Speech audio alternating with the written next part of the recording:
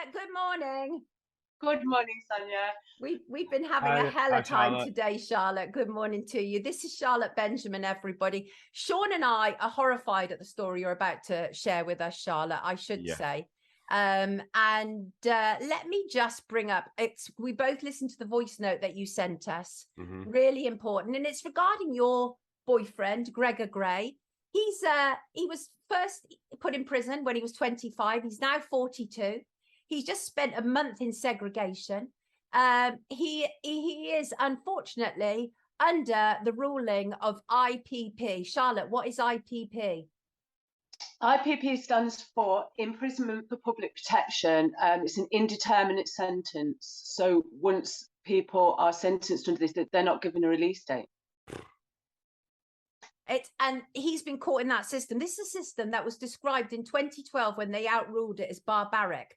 Yeah. And Gregor asked a really important question during that voicemail. And that is, if it was ruled barbaric in 2012, why is it okay that 8,400 people are currently serving IPPs, males and females in England and Wales? These people are living in limbo land. Let's give a little bit of information about Gregor. He was in prison for 4 years for robbery. He's now served 17 years in that limbo land.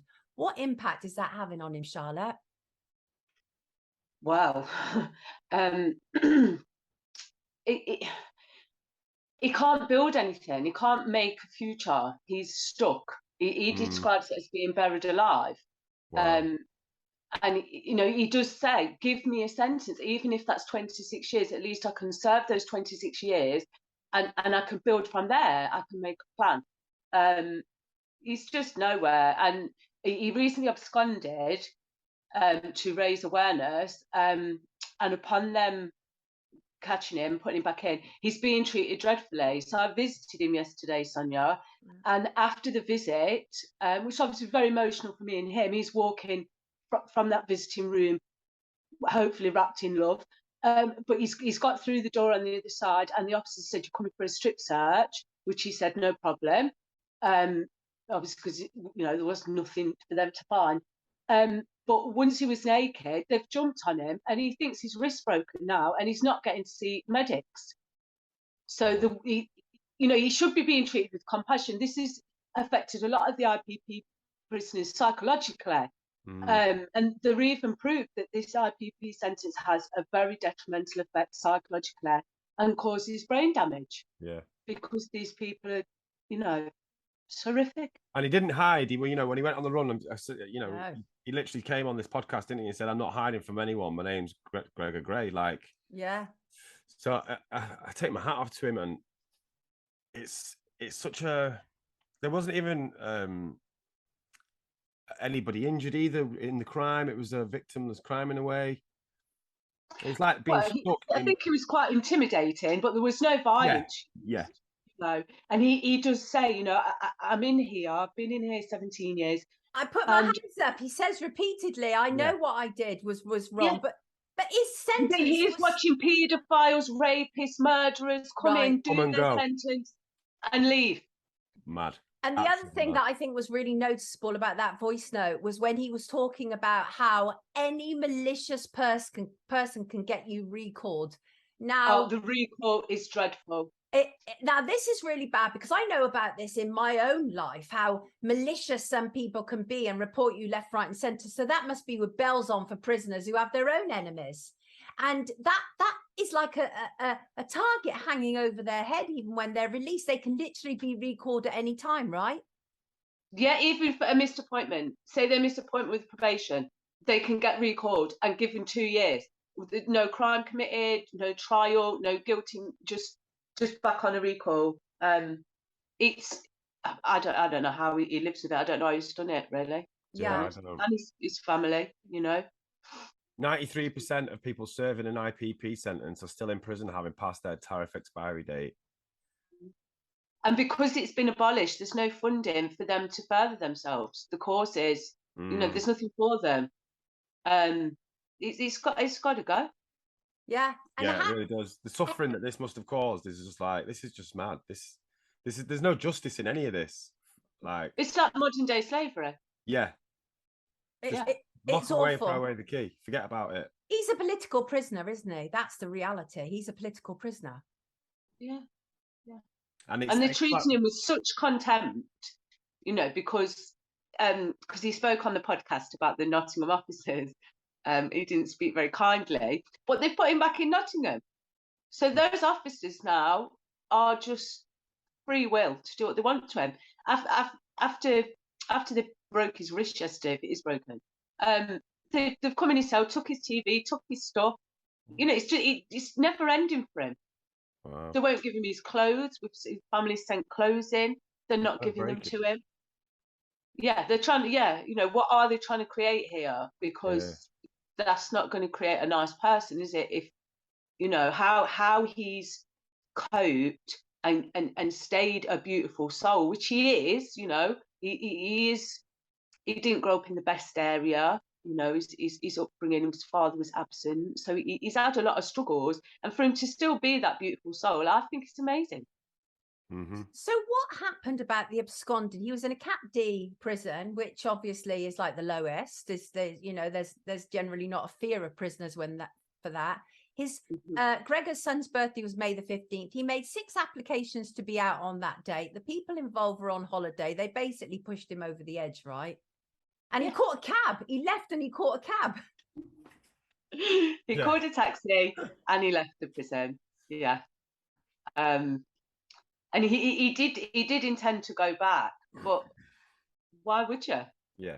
Why would anyone? For a son as well. If you're asking, if you're constantly asking, and it's like what you said before about, you know, if I got sent down and I was told, you know, I'll be there 2 years, but I was put on this IPP tariff and I was still there 10 years later, and there's no end date. It's that whole idea of, oh, I will do 15 years, but I know, like, there's something to work towards.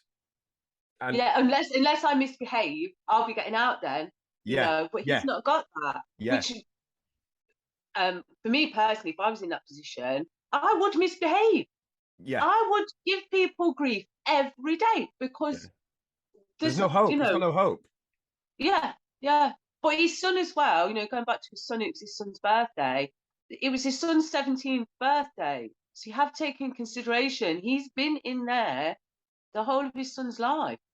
Wow. So this birthday was, you know, he's thinking he's going to get to spend this day with him. That was huge. Yeah. Yeah.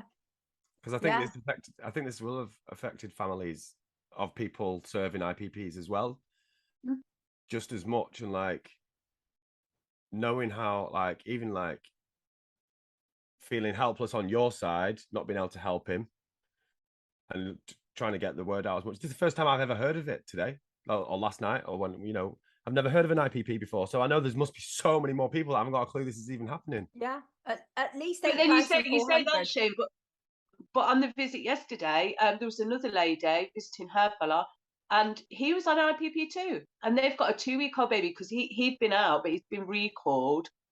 And they've got a 2-week-old baby, you know. He watched the birth on video, and the baby's missing out. Everyone, it's the ripple effect from this is huge. Yeah. Even when they abolished it, you know, they said it was a massive strain on the prison system. Well, yeah, because supposedly only 900 people were going to go to prison with an IPP, and within that first year, I think 8,000 were imposed.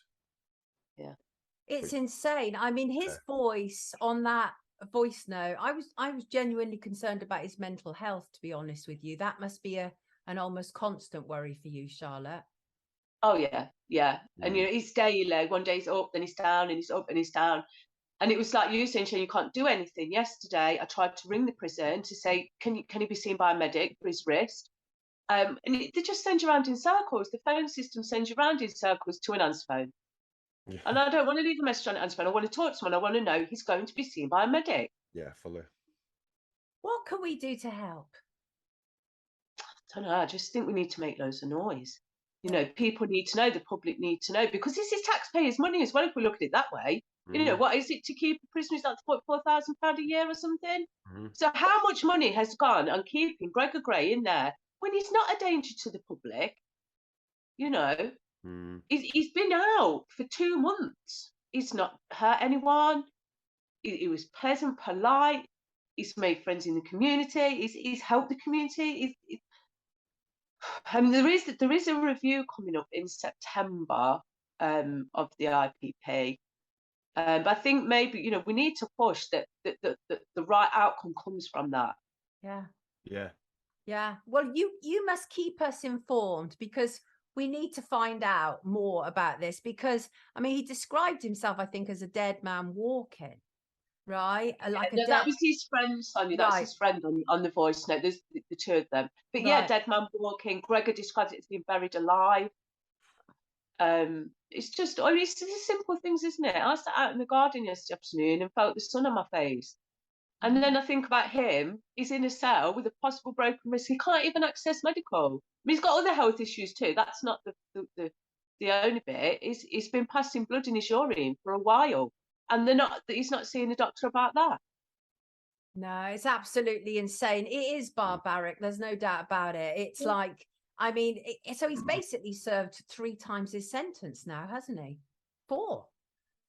Yeah. 4. He's like, served 4 times, 17 years when he was given 4 for something that was ruled as barbaric by a High Court judge in 2012, 10 years ago. And he's still under that system. What